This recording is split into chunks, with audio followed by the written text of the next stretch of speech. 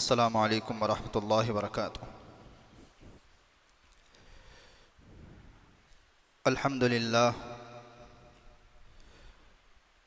अल्हम्दुलिल्लाहि नहमदुहु व नस्तईनुहु व नस्तगफिरुहु व नुअमिनु बिही व नतवक्कलु अलैहि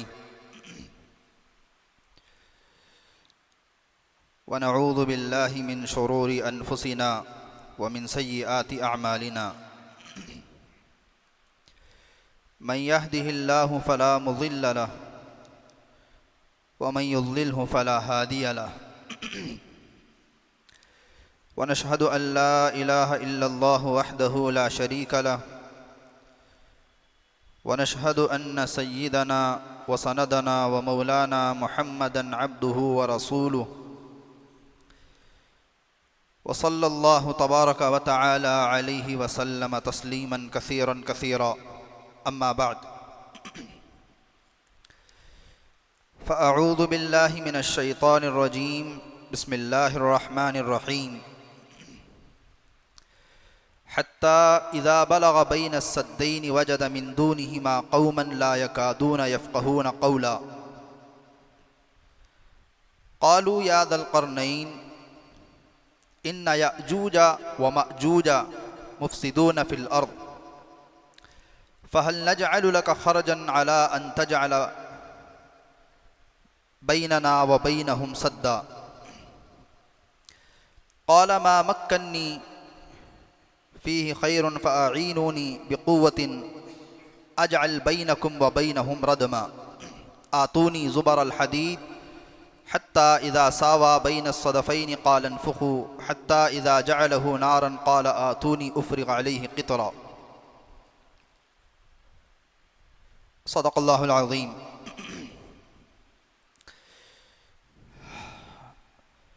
हर किस्म की तमाम तारीफ़ें सज़ावार हों उस खालिक़ कायनात पर जो तमाम जहानों का पालनहार है। दुरूद व सलाम हो ज़ात क़ुदूसी वश्शियम साहिबुल जूद वल करम ताजदार हरम नबी अकरम सल्लल्लाहु अलैहि वसल्लम पर और आपकी आल और औलाद पर, तमाम सहाबा पर, ताबईन पर, तबे ताबईन पर, मुत्तबईन पर, तमाम औलिया अल्लाह पर इसी तरीक़े से ये सिलसिला चलता रहे क़ियामत तक के आने वाले तमाम मुसलमानों पर। मेरे मोहतरम अज़ीज़ दोस्तों, बुज़ुर्गों और नौजवान साथियों, क़ुर्ब क़ियामत की अलामात का ज़िक्र चल रहा था। क़ियामत के करीब जो चीज़ें वाक़े होंगी, जो अलामात वाक़े होंगी, उसके बारे में नबी करीम सल्लल्लाहु अलैहि वसल्लम की इतनी अहादीस हैं और वो अहादीस तवातुर के दर्जे की हैं, उन पर ईमान लाना भी हमारे लिए ज़रूरी है। उलमा ने लिखा है कि हुज़ूर पाक सल्लल्लाहु अलैहि वसल्लम ने जिन फितनों से आगाह किया है, जिन चीज़ों से आगाह किया, वो तो आकर के रहेंगे। ऐसा नहीं है कि हम उसको रोक सकते हैं। हम दज्जाल को रोकेंगे, याजूज माजूज को रोक देंगे, वो चीज़ें तो होंगी। मसले का हल ये है कि हम कैसे बचेंगे। तो उन्हीं क़ियामत के करीब की अलामतों में से क़ुर्ब क़ियामत की अलामत की ये भी है, वक्त तेज़ी से गुज़रेगा। अभी देखिए 2-4 दिन में ये साल भी गुज़र जाएगा। इसी के साथ साथ जो है क़ुर्ब क़ियामत की अलामतें कुछ छोटी हैं, कुछ बड़ी हैं। तो आखिरी दौर की जो अलामात हैं उसमें याजूज और माजूज का निकलना है।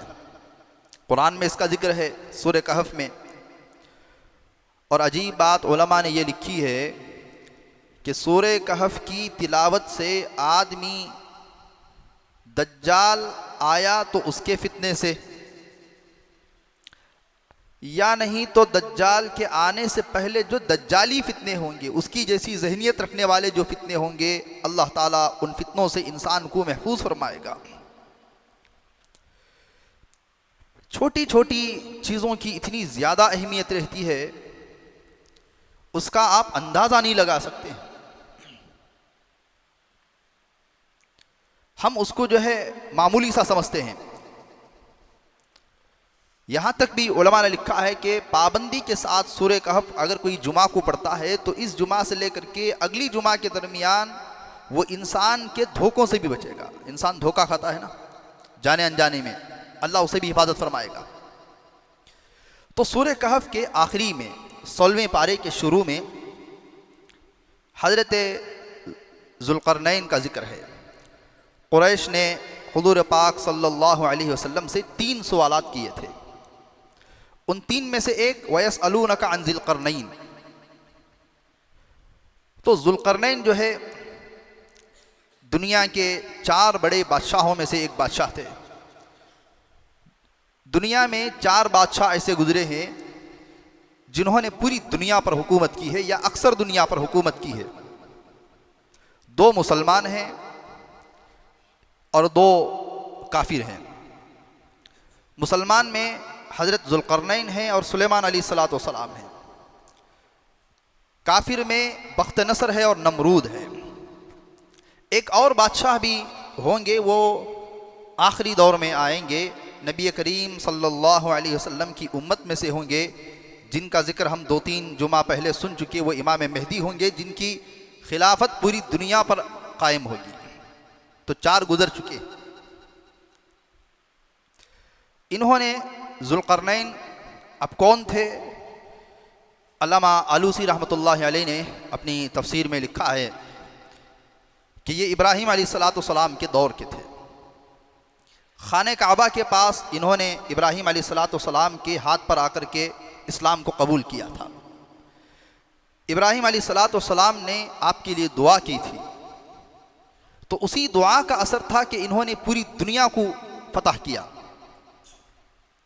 हो सकता है आप हजरात के जहन में एक इश्काल हो रहा होगा कि इब्राहीम अलैहिस्सलाम के दौर का बादशाह तो नमरूद है। तो फिर उलमा ने उसका जवाब दिया कि नमरूद इब्राहीम अलैहिस्सलाम के इब्तिदाई दौर का है, शुरू में, लेकिन वो तो नाक में मच्छर चला गया था, फिर वो लोगों की जूतियां खाकर की दुनिया से जहन्नम रसीद हो गया। उसके बाद इब्राहीम अलैहिस्सलाम की दुआ से ज़ुल्क़रनैन ने तकरीबन पूरी दुनिया को फतह किया। इसके अलावा तफसीर की किताबों में ये बात भी लिखी हुई है कि हज़रत ज़ुल्क़रनैन के जो सिपह सालार जो थे उनकी फ़ौज के, वो हज़रत खज़िर थे, हज़रत खिज़र थे। बाज़ उलमा ने लिखा कि वो सिपह सालार तो नहीं थे लेकिन वज़ीर ख़ास थे, उनको मशवरा दिया करते थे। बाज़ उलमा ने लिखा कि हज़रत खज़िर रिजाल गैब में से हैं। अल्लाह ताला दुनिया में हर वक्त रिजाल गैब रखता है, वो इंसानों की मुसीबत के वक़्त में मदद करते हैं, हर वक्त रहते हैं। वो नेक अल्लाह के बंदे होते हैं, वो ज़ाहिर भी होते हैं, वो छुपते भी हैं।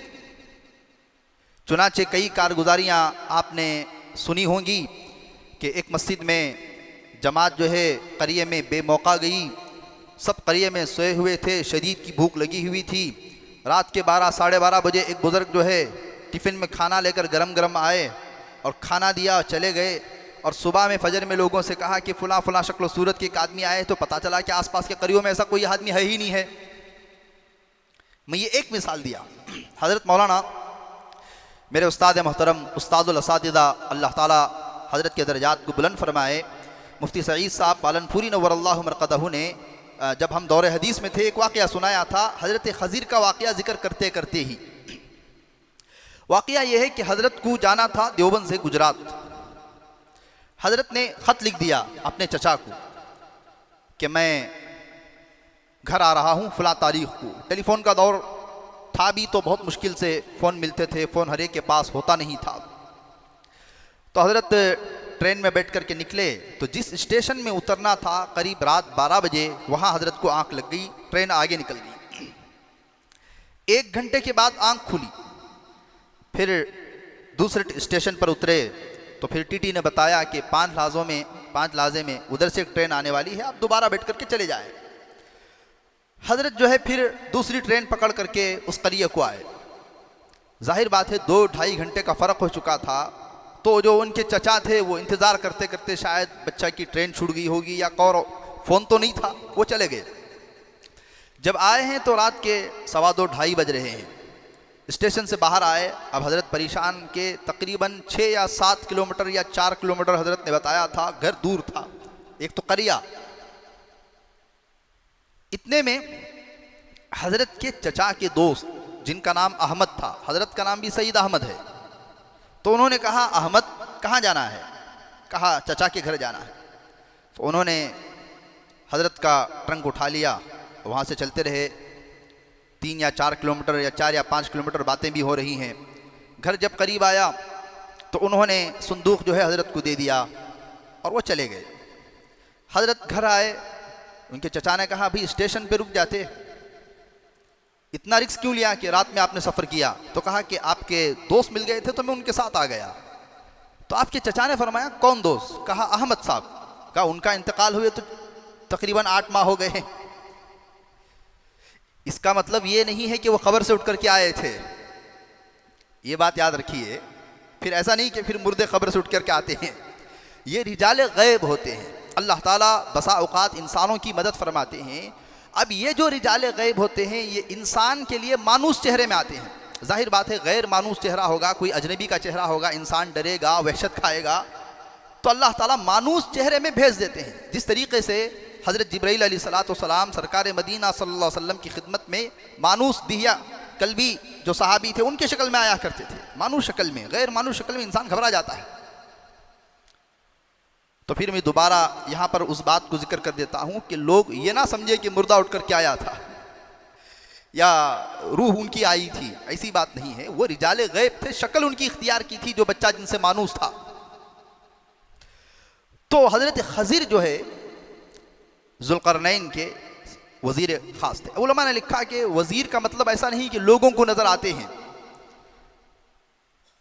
भाई ख़ास एक बुज़ुर्ग की मदद थी, वो उनसे राय मशवरा करते थे, फिर वो गायब हो जाते थे। अल्लाह ताला ने हज़रत सुलेमान अलैहिस्सलाम को जिस तरीक़े से हवा आपके ताबे कर दिया था, हज़रत सुलेमान को हवा जहाँ चाहे लेकर के जाती थी, इस तरीक़े से ज़ुल्क़रनैन जो नेक थे, फरिश्ता सिफत थे, उनको अल्लाह ने उनके ताबे बादल कर दिया था। वो बादल उनको लेकर के चलता था। इन्होंने मशरिक़ से लेकर के मगरिब तक फुतूहात किए। फिर उसके बाद शिमाल की तरफ जब ये गए हैं, हत्ता इदा 3 सफ़रों का उसमें वाक़या है। हत्ता इदा बलग मगरिब अश-शम्स, हत्ता इदा बलग मतलिअ अश-शम्स, हत्ता इदा बलग बैन सद्दैन वजद मिन दूनिहिमा कौमन ला यकादून यफ़क़हून क़ौला। तो शिमाल की तरफ जब गए हैं एंड में, तो 2 पहाड़ की बीच में कुछ जगह खाली थी और पहाड़ के किनारे मिल रहे थे। 2 पहाड़ हैं, दरमियान में गोया के दरवाजे की तरह जगह खाली है। तो वहाँ पर एक कौम को पाया, ला यकादून यफ़क़हून क़ौला, जो इंसानों की बातचीत समझते नहीं थे। उनकी अलग बातचीत थी। शायद जो जंगलात में रहने वाले हैं वो इंसानों की बात को ला यकादून यफ़क़हून क़ौला, वो बातचीत समझने की कैपेसिटी नहीं रखते थे। किसी तरीक़े से जब उन्होंने देखा कि हज़रत ज़ुल्क़रनैन नेक सिफत इंसान हैं, अगरचे कि वो गैर मुस्लिम थे। आज भी दुनिया में एक गैर मुस्लिम का तबका जो है, मुसलमानों में से कोई अल्लाह वाला उनको नज़र आ जाता है तो उनसे दुआएं कराते हैं, उनका सर पर जो है हाथ उनके सर पर रखवाते हैं। तो ये हज़रत ज़ुल्क़रनैन के पास आए और कहा कि इन्ना याजूज व माजूज मुफ़सिदून फ़िल अर्ज़, हमारे यहाँ एक कौम रहती है, याजूज माजूज इंसानों में से हैं, कोई अलग कौम नहीं है, वो इंसानों में से ही हैं, लेकिन इंतहाई शक्ल इंसान की है, वहशी दरिंदे हैं, इंसानों को खा जाते थे, फसाद मचाना, लूट मारना, ये पूरी बुराइयां उनके अंदर थी।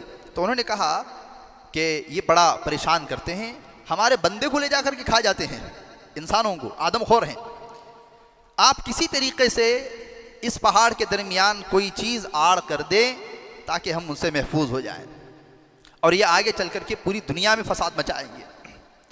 फ़हल नजअलु लका खर्जन अला अन तजअल बैनना व बैनहुम सद्दा, हम आपके लिए चंदा भी इकट्ठा कर करके देंगे, आप उनके और हमारे दरमियान जो है दीवार खड़ी कर दें। क़ाला मा मक्कन्नी फ़ीही खैर, तो उन्होंने फरमाया कि हज़रत जुल्करनैन ने, मैं तुम्हारे माल का मोहताज नहीं हूँ, अल्लाह ने मुझे बहुत कुछ दिया है। आज भी उलमा ने यह मसला लिखा है कि अगर कोई गरीब आदमी किसी मालदार के पास उसकी ताकत से ज़्यादा कीमती तोहफा लेकर के आए तो मालदार उसको रोक सकता है कि भाई अल्लाह का, उसको हकीर समझकर नहीं, नीयत पर फैसला है, उसको हकीर समझे बगैर उसको समझा सकते हैं कि भाई अल्लाह ने सब कुछ दिया है, आप क्यों तकलीफ़ उठाते हैं। जैसे मिसाल के तौर पर ख़ानदान में या कहीं और दोस्त जो है बड़ा आदमी है, एक है मैं अगर जाऊं तो मेरी हैसियत के मुताबिक कलम लेकर के चला गया या 1-8 किलो सेब लेकर के चला गया, ये मेरी ताकत है, वो खुशी से रख लेगा। लेकिन मैंने सोचा कि वो बड़ा आदमी है तो मैं 25,000 का तोहफा लेकर के गया, हालांकि मेरे लिए 25,000 रुपये जमाना मुश्किल है, लेकिन मैं उसकी ताज़ीम में, उसके इकराम में, चूँकि अल्लाह वो मालदार है, उसे अगर छोटी एक 20 रुपये वाली कलम लेकर के चले जाएँ, 25 रुपये लेकर चले जाएँ, उसे क्या असर होगा। अब जाहिर बात है वो शायद उस चीज़ को इस्तेमाल करे भी या ना करे, लेकिन इस बेचारे की 2-3 महीने की तनख्वाह चली गई। तो अब जो है मालदार उसे सामने वाले को बिठा करके कह सकता है साफ नीयत के साथ, भी आप आइंदा ऐसा ना करें, अल्लाह का दिया सब कुछ है, आप मुझे शर्मिंदा ना करें, तुम्हारी हाज़िरी ही हमारे लिए बहुत बड़ी कीमती नेमत है, आप आ जाया करें, मिल लिया करें, अल्लाह ने सब कुछ दिया, आप क्यों तकलीफ़ उठाते हैं। तो नीयत दुरुस्त रख करके साहिब हैसियत आदमी अपने रिश्तेदारों को ये बात समझा सकता है और उनको कहना भी चाहिए आप बुरा ना मानिए, आप तोहफ़ा लाए हैं मुझे, क्योंकि अब ये मसला तो यहाँ बैठे लोग जान गए कि इस तरीके से आदमी बोल सकता है, सामने वाला जो है क्या बात था घमंड उनको हमें ले लग गए तो फिर नको कदा ले, ये भी एक परेशानी है, हर लोग इल्म नहीं रखते ना, तो उनको उनके अंदाज में आप तकलीफ़ ना उठाएं, मुझे अच्छा लगता है लेकिन आप क्यों तकलीफ़ उठाते हैं, इस तरीके की कोई बात जो है कर करके। तो उन्होंने कहा हज़रत ज़ुल्क़रनैन ने मामक करनी फ़ी खैर, भाई अल्लाह ने मुझे बहुत कुछ दिया है, तुम्हारी चंदे की ज़रूरत नहीं है, मैं ख़ुद तुम्हें पैसे दूंगा, तुम मुझे लोहे की सिल ला करके दो, हाँ फ़अईनूनी बिक़ुव्वतिन, ताकत के साथ मेरी मदद करो, अपने बंदे दो, अफराद दो, हम उनको लेकर के जो है कुछ काम करेंगे। उसके बाद हज़रत ज़ुल्क़रनैन ने लोहे की दीवारों को, लोहे को पिघलाया, उसकी सील बनाई लोहे की, उसके बाद 1 2 3 4 इस अंदाज में रखे, बहुत चौड़ी दीवार थी, कई पदरों के साथ में, कई दीवारों के साथ में लोहे को रखा, उसके दरमियान में और बहुत कुछ चीज़ें डाली, डालने के बाद उसमें तांबा पिघला करके उस दीवार में डाल दिया, उसमें डाला, आग भड़काई गई, पूरा जिक्र जो है कुरान मजीद के अंदर मौजूद है, ताकि वो एक मजबूत दीवार बन जाए। अब मजबूत दीवार वहाँ बन गई। अब ये दीवार कहाँ है, लोगों ने अटकल पच्छू की तीरें कहीं लगाई हैं, लेकिन अल्लाह ने जब कह दिया कि हम इसको छुपा करके, कुरान और हदीस में ये बात है कि अल्लाह ने उसको छुपाया है, क़ियामत के करीब वो ज़ाहिर होंगे, इतना फसाद मचाएंगे, हज़रत ईसा अलैहिस्सलाम के दौर में आएंगे, जब दज्जाल भी ख़त्म हो चुका होगा गालिबन, उसके बाद ये आएंगे, इतने शदीद होंगे, रिवायात में आता है जैसे एक आदमी एक के अंदर घुस गया है, यानी इतनी इनकी तादाद होगी, चुमटेंगे जगह बुज बुज बुज बुज बुज कहते रहते हैं, ऐसा इनसे लड़ना भी हज़रत ईसा अलैहिस्सलाम के लिए मुमकिन ना होगा, दज्जाल को तो मार देंगे, उसको भगाएंगे। उस वक़्त में हज़रत ईसा अलैहिस्सलाम जब याजूज माजूज कुर्ब क़ियामत में वो दीवार, एक दीवार, अब जो दीवार बना दी गई है ना, वो दीवार वो रोज़ाना उसको तोड़ने की उसको कोशिश कर रहे हैं, हदीस में इसका जिक्र आता है कि वो रोज़ाना दीवार को चाटते हैं। अब चाटने का मतलब या ज़ुबान से चाटते हैं या कोई और चीज़ से तराश रहे हैं, वो अल्लाह बेहतर जानता है। अब तराशते तराशते तराशते जब शाम हो जाती है तो वो कहते हैं कि बकिया काम कल करेंगे, जब सुबह होती है तो अल्लाह की कुदरत से वो दीवार फिर वैसी ही हो जाती है, हत्ता कि क़ियामत के करीब अल्लाह ताला उनके दिलो दिमाग में एक जुमला डालेगा, जिस वक़्त में उनका निकलना मुक़द्दर होगा, वो कहेंगे, अगरचे काफिर हैं, वो कहेंगे इंशाअल्लाह हम बकिया काम कल करेंगे, अल्लाह ताला उनके इस इंशाअल्लाह को भी कबूल फरमाएगा। उलमा ने लिखा कि हम लोग माशाअल्लाह, इंशाअल्लाह, बिस्मिल्लाह, ये छोटी छोटी चीज़ों को जो लाइट लेते हैं ना, काफिर भी अपनी ज़ुबान से इंशाअल्लाह निकालेगा तो अल्लाह ताला उसकी लाज रखता है। हम लोग ऐसे ही कोई अमल करते भी हैं तो उसकी कोई उतनी ज़्यादा अहमियत नहीं होती है, जैसा कि 2-3 जुमा कबल गालिबन मैंने आपसे कहा था, बात याद आ गई तो मैं दोबारा अर्ज़ कर देता हूँ। जमज़म के बारे में मेरे उस्ताद ने कहा कि जुमा में चूँकि मुझे जल्दी जाना होता है हरम में, तो 9 साढ़े 9 बजे जा कर के मैं जमज़म लिमाशुरी वाला, हदीस में आया है कि जमज़म जिस नीयत से पिएंगे अल्लाह ताला उस नीयत को पूरा करेगा। तो हज़रत जमज़म उठाते हैं कि जब तक मैं कमरे को ना जाऊँ तब तक मुझे इस्तिंजे की हाजत ना हो, मुझे पेशाब की, मुझे इस्तिंजे की, मुझे कोई हाजत ना हो। पी लेते हैं तो इस्तिंजे की हाजत नहीं होती है, पेशाब नहीं आता है, इस्तिंजा नहीं होता, यकीन के साथ में। तो काफिर भी अगर इंशाअल्लाह कहेगा तो अल्लाह ताला उसकी लाज रखता है। अब वो एक हदीस में ये भी आता है, हुजूर पाक सल्लल्लाहु अलैहि वसल्लम के दौर में इन्होंने उस दीवार में एक छोटा सा सुराख बना लिया है, लेकिन इतना नहीं कि वो बाहर आ सकेंगे। अब वो कहाँ है दीवार? मौलाना अबुल कलाम आज़ाद ने भी तोतिए हिंद, हिंदुस्तान के जो पहले वज़ीर तालीम थे, बहुत बड़े आलिम भी थे, उन्होंने मुस्तकिल इस पर किताब भी लिखी है। हज़रत ने भी बहुत कुछ बातें लिखी हैं। जो भी आदमी दुनियावी तालीम पढ़कर है, या आजकल के जो यूट्यूबर हैं, 60 साल जो है प्रोफेसर थे, इंजीनियर थे, कुछ और थे, रिटायर्ड हुए तो फिर कुरान लेकर के अपना यूट्यूब चैनल बना लिया और लोग उनकी बातों को सुन रहे हैं। क्यों? वो दरमियान में 2-4 अंग्रेज़ी बोल लिए और दरमियान में कुछ साइंस का जिक्र कर दिया। क्या इल्म बात दुनिया का भी है, आखिरत का भी है, दुनिया का भी है। लोग मुतासिर हैं और वो क्या करते हैं, अच्छी बातों के साथ साथ वो दरमियान में ख़राब बात भी बता देते हैं। लोग उसको अलग नहीं कर सकते हैं, वो ख़राब बातें ले लेते हैं। इस वजह से कहा जाता है कि ऐसों की बातों को भी एक साहिब का स्टेटस, वो गैर मोतबर आलिम थे, उनका स्टेटस जो है मैं अपने मोबाइल में रखा। बात अच्छी थी, नॉर्मल बात थी। अब हम क्या सोचते हैं कि भी अच्छी बात रखने में क्या जा रहा है। उन्होंने बात अगर अच्छी कही है तो वो ले लेना चाहिए, मैंने वो रखी। तो फिर मेरे उस्ताद ने मुझे फ़ोन किया, हज़रत ने कहा कि आप इसको डिलीट करें। मैंने कहा हज़रत बात तो सही है। कहा बात तो सही है, लेकिन तुम एक आलिम हो, तुम्हारे मुसल्ली ये समझेंगे कि जब तुम इनका बयान सुन रहे हो तो शायद हम इनका बयान सुन सकते हैं, गोया कि हम उनका प्रमोशन कर रहे हैं, प्रमोट कर रहे हैं उनको। तो बाद में मैंने डिलीट कर दिया। अब उसके बाद मुझे समझ में आई कि अगर गैर मोतबर आदमी सही बात भी बोल रहा है तो उसकी बात को ज़्यादा नशर नहीं करना चाहिए। सामने वाला आदमी ये समझ जाएगा कि शायद ये बातें अच्छी करता है, इसकी बात रखना चाहिए। तो बहरहाल 5 दीवारें दुनिया में मशहूर हैं। एक दीवार चीन है, चाइना में भी एक दीवार है, तारीख़ी किताबों में ये बात लिखी हुई है। दूसरी दीवार समरकंद है, जिसको एक यमनी बादशाह ने बनाया था। वो मोहतसिम बिल्ला ने उसको ख्वाब में देखा था। पूरा लंबा वाक़या है, अगर 5 दीवारों का फिर मैं उसकी तशरीह करूँगा तो फिर 1-2 जुम्मा हो जाएंगे। एक दीवार आज़रबैजान है, आज़रबैजान में भी एक बहुत बड़ी दीवार है। एक दीवार तिब्बत है, तिब्बत में भी एक बहुत बड़ी दीवार बनी हुई है। एक दीवार बहर रूम है। लेकिन ये 5 दीवारें ईंटों की बनी हुई हैं, पत्थर की बनी हुई हैं, इसमें दरवाजे हैं, ताले लगे हुए हैं। लेकिन कुरान ने जिस दीवार का जिक्र किया है, ये दीवार आहनी लोहे की और तांबे से बनाई हुई दीवार है। अब वो निकलेंगे क़यामत के करीब, इतना फसाद मचाएंगे, पूरी दुनिया में कोहराम मचा के रख देंगे, दुनिया तंग आ जाएगी। हज़रत ईसा अलैहिस्सलाम उस वक़्त में मुसलमानों को लेकर के पहाड़ पर चले जाएंगे।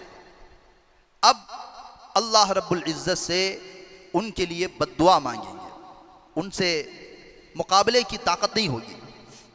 अल्लाह ने कुरान मजीद के अंदर भी जिससे मुकाबले की ताकत नहीं है ना, उससे अल्लाह ही से पनाह मांगना चाहिए। इसी वजह से उलमा ने लिखा है कि एक सख्त दुश्मन, जानी दुश्मन, अगर आप उस पर कुछ एहसान करेंगे, समझदार होगा वो, उसके अंदर इंसानियत होगी तो वो सगा दोस्त बन सकता है दुश्मन। लेकिन जो हासिद होगा, आप उस पर 5-6 साल हासिद करो, बिरयानी के डब्बे भेजो, मिठाई के डब्बे भेजो, आप उसके पर कोई असर नहीं करेगा, वो हासिद ही रहेगा। इस वजह से अल्लाह ने सूरह फलक के अंदर क्या फरमाया, व मिन शर्रि हासिदिन इदा हसद। हासिद से तो सिर्फ अल्लाह की पनाह है, वो कभी भी अपना नहीं हो सकता है, हासिद जलने वाला। तो इसी तरीके से हज़रत ईसा अलैहिस्सलाम जा कर के उनके लिए बद्दुआ करेंगे तो उनकी गर्दन में एक फोड़ा निकलेगा, एक ताउनी बीमारी फैलेगी, सब उसमें मर जाएंगे। हत्ता कि इतनी बदबू होगी, वो बहुत ज़्यादा तादाद में होंगे ना, जैसे मैंने कहा कि जैसे उंगलियों को उंगलियों में दाखिल कर दिया, इतने पाँव रखने जगह नहीं रहती, सब मर के पड़ेंगे। उनकी बदबू से दुनिया परेशान आ चुकी होगी, दुनिया पूरे लोग उसकी बदबू से परेशान हो चुके होंगे। ईसा अलैहिस्सलाम दूसरी दुआ करेंगे तो खूब तेज़ बारिश होगी, तो उनकी लाशों को बहा करके समंदरों में ले जा करके डाल देंगे। ये है याजूज माजूज। लोग बोलते हैं हज़रत याजूज माजूज कौन, याजूज माजूज कौन, याजूज माजूज कौन। बहुत सारे लोग कहते हैं कि अभी निकल चुके हैं, वो निकले नहीं हैं। जब निकलेंगे तो थम पुतम मचा के रख देंगे। ये कुर्ब क़यामत की अलामतों में से है। इसके अलावा एक और दरख्वास्त मुझे आप हजरात से ये करनी है। आप हजरात जानते हैं कि अभी 2-4 दिन में क्रिसमस है। अब लोग जो है क्रिश्चियनों को या अपने स्टेटस में मैरी क्रिसमस कहते हैं, लेकिन मैरी क्रिसमस का मतलब ये है, मैरी क्रिसमस का मतलब उस दिन अल्लाह ने उनके कौल के मुताबिक, नक़ल कुफर नबाशत अलियाज़ु बिल्लाहि मिन ज़ालिक, उनके कौल के मुताबिक अल्लाह ने बेटे को जन्म दिया, हज़रत ईसा। हालांकि कुरान मजीद के अंदर अल्लाह रब्बुल इज़्ज़त ने फरमाया, अल्लाह के लिए सबसे बड़ी गाली ये है कि कहे कि अल्लाह को औलाद है। अल्लाह ने कहा मेरे लिए बड़ी गाली ये है अन्नत्तखिज़हु वलदा, कि तुम मुझे क्या बना दो, मेरे लिए औलाद बना दो। इससे बड़ी गाली मेरे लिए कोई और नहीं है। अब अगर हम उसको मैरी क्रिसमस कहेंगे तो गोया कि हम उनको जो है गवाही दे रहे हैं, हम उन पर, या उनकी बात को हम जो है क्या कर रहे हैं, अप्रिशिएट कर रहे हैं कि मैरी क्रिसमस है। एक बात तो ये नहीं करना चाहिए। दूसरी बात जो है, ये जो सुपर मॉल हैं या दूसरी जगहों पर जो है क्रिसमस ट्री वगैरह बना के रहते हैं, दरख्त रहता है। हमारे नौजवान लड़के लड़कियां क्या सेल्फी ले रहे हैं वहाँ पर खड़े होकर के। अल्लाह की पनाह, अल्लाह हिफाजत फरमाए, भी हम मुसलमान हैं, पता नहीं कि हर अच्छी चीज़ कैसे हमारे नौजवान मुब्तला हो जाते हैं, उससे बचें। एक तीसरी अहम और ज़रूरी बात, आपने गौर किया होगा क्रिसमस के मौके पर ये जो क्रिश्चियन हैं, जो नसरानी हैं, ये क्या भेजते हैं तोहफे में? किसको अंदाज़ा है क्या भेजते हैं? ये प्लम केक भेजते हैं। हर जगह भी प्लेन केक, प्लम केक, वो जो ब्लैक कलर का होता है। अभी 2-4 दिन पहले एक फूड व्लॉगर का जो फूड के ये बनाते हैं, मैं देख रहा था, तो वो बेंगलोर की 5 या 6 मशहूर बेकरियों को विज़िट किया है। वो प्लम केक का व्लॉग बनाया है कि कहाँ प्लम केक अच्छा मिलता है। अच्छा, हर बेकरी में, अंग्रेज़ी में है, आप, अब मैं उसको क्यों प्रमोट करूं भी, उसके चैनल को, मुझे क्या लगा है, लेकिन मैं पूरी तहकीक के साथ में ये बात बोल रहा हूँ, पूरी तहकीक के साथ। बल्कि चूँकि अंग्रेज़ी में था, मेरी अंग्रेज़ी उतनी अच्छी नहीं है, बंदा स्कूल भी नहीं गया है। जो कुछ अंग्रेज़ी टूटी फूटी आती है वो मुसल्लियों को बात समझाने के लिए या कोई अंग्रेज़ी किताब पढ़ने के लिए सीखी है। मेरी ज़ुबान में उतनी फास्ट, उतनी तेज़ी मेरी अंग्रेज़ी नहीं है। इसमें कोई ताज्जुब की बात भी नहीं है, ऐब भी नहीं है। जिस तरीके से दूसरे हजरात अरबी फराफर नहीं बोल सकते, भी हम इंग्लिश नहीं बोल सकते, इसमें क्या ऐब की बात है? उसमें तो मैंने 2 नौजवानों को और भेजा, इसकी पूरी बात सुन करके आप मुझे भेजें। तो एक काबिल ताज्जुब बात निकल करके सामने आई। हो सकता है जो बड़े हजरात हैं, जो उमर रसीदा हजरात हैं, जो तजुर्बेकार हैं, उनको मालूम होगा, लेकिन हर एक को तो मेरे ख्याल से ये बात नहीं मालूम होगी। वो बात ये सामने आई, वो जब वो फूड व्लॉगर होते हैं ना, वो केक कैसा बनाते हैं उसका प्रोसेस मालूम करते हैं। तो हर एक ये कह रहा है कि इसमें जो टूटी फ्रूटी जो डालते हैं, हम इसको 6 मंथ शराब में सोक करते हैं टेस्ट बढ़ाने के लिए केक का। कोई कहता है कि हम 1 महीना, एक बेकरी वाला कह रहा है कि हम 1 महीना पहले से टूटी फ्रूटी वाइन में सोक करते हैं, फिर उसको धूप में डालते हैं। और फिर एक कहता है कि हम 4 माह, और जो बहुत ज़्यादा कीमती केक होता है वो क्रिसमस से क्रिसमस तक टूटी फ्रूटी जो है वाइन में भिगो के रखते हैं, उसमें टेस्ट लाने के लिए। मुसलमानों की बेकरियां हैं तो ठीक है, लेकिन इसके अलावा अक्सर जो गैरों की बेकरियां होंगी, ये जो दिन हैं, ये जो 10-15 दिन है, अब मुझे ये बात नहीं मालूम है, वो ये बात मुझे मालूम करनी है कि क्या क्रिसमस के अलावा भी वो जो टूटी फ्रूटी इस्तेमाल करते हैं उसमें टेस्ट लाने के लिए वाइन में रखते हैं या नहीं रखते हैं, ये बात मुझे नहीं मालूम है, लेकिन इन दिनों में तो वो करते हैं। उसके बाद जो है वो भी, मैं शायद नाम लेना फिर वो मसला हो जाएगा, रिकॉर्डिंग होता है। उन बेंगलुरु की मशहूर बेकरियां, उनमें से 2-3 बेकरियां तो मैं जानता हूं, बड़ी बड़ी मशहूर बेकरियां हैं। अब उन बेकरियों में प्लम केक में जो टूटी फ्रूटी मिलाया जा रहा है, वो वाइन में एक जना एक कहता है कि हम रेड वाइन में यानी कीमती शराब में उसको डुबो कर रखते हैं ताकि केक के अंदर टेस्ट आए। इस वजह से लिहाजा इनके केक हरगिज़ जो है इस्तेमाल ना करें। इसके अलावा भी सुपर माल में ऐसे मौक़ों पर जो है मिठाई के डब्बे रहते हैं, फिर उसमें प्लम केक भी रखा हुआ रहता है, डी मार्ट है या कोई और चीज़ें हैं, तो वहाँ से भी ख़रीदने से पूरा परहेज़ करें। इल्ला है कि हमारी कोई मुसलमान की बेकरी है वो वहाँ से ख़रीद सकते हैं, लेकिन गैरों की बेकरी में पूरे साल वो करते हैं मुझे ये नहीं पता है, लेकिन अब तो वो करते हैं। तो ये ख़ास तौर से एक 10-15 दिन में जो है इनके केक, इनकी ग़िज़ाओं से बचने की कोशिश करें। मेरे उस्ताद से कल एक मरतबा बातचीत हो रही थी, उन्होंने मुझसे ये भी कहा कि देखो मुसलमान छोड़ करके जो दूसरी कौमें हैं ना, इनकी ईद के मौके पर ये इनके भगवान को, ये इनके मज़हब को खुश करने के लिए ऐसी चीज़ें मिलाते हैं। जैसे ब्राह्मण है, कोई और है वो पेशाब के छींटे छिड़क देगा, कोई और है तो वो खून छिड़क देगा, कोई और है तो वो अपने मज़हब के एतबार से करते हैं। तो मुमकिन है कि ये लोग जो है वाइन में भिगोए हुए, उनके यहाँ तो शराब जो है बरकत की चीज़ है ना, जायज़ भी नहीं है। ईसाइयों के नज़दीक शराब बाबरकत चीज़ है, बरकत वाली चीज़ है। तो ये एक ज़रूरी मसला था। मेरे तो रोंगटे खड़े हो गए कि पता नहीं जो है कितने मुसलमान जो है लाइल्मी में, उनको क्या पता है कि बस क्रिसमस के मौके पर जो है अच्छे शानदार प्लम केक बनते हैं और वो डब्बों में पैक हैं, वो लेकर के आ रहे हैं। लिहाजा इससे एहतियात ज़रूरी है। ये मैं पूरी तहकीक के साथ कह रहा हूँ। आप ऐसा कर सकते हैं, क्रिसमस प्लम केक डालें आप यूट्यूब पर, उसमें एक 2-3 वीडियो शॉर्ट क्लिप भी आप देखेंगे ना, तो उसमें आपको मालूम हो जाएगा कि वो टूटी फ्रूटी को जो है वाइन में भिगो रहे हैं। ऐसे भी मैंने करके देख लिया है। तो पूरी तहकीक के साथ ये बात मैं रख रहा हूँ। तो मुसलमानों की जो है वहाँ से इस्तेमाल करने की कोशिश करें, और जो ज़रूरी बातें थी अल्लाह ताला उस पर तमाम बातों पर अमल की तौफीक अता फ़रमाए। ज़िंदगी बाकी तो बात बाकी। आइंदा जुमा जो है ये सुन लें, अल्लाह ने अगर ज़िंदगी बाकी रखी, कामयाबी के 3 उसूल, कई किताबों का निचोड़, इंशाअल्लाह मैं उस पर गुफ्तगू करूँगा। हत्ता कि ये जो कामयाबी के जो 3 उसूल हैं, उलमा ने लिखा है कि मुसलमान के अलावा गैर मुत्तकी, गैर परहेजगार आगे चल कर के गैर मुस्लिम भी अपनाएगा तो दुनिया में सक्सेसफुल हो जाएगा, कामयाब हो जाएगा।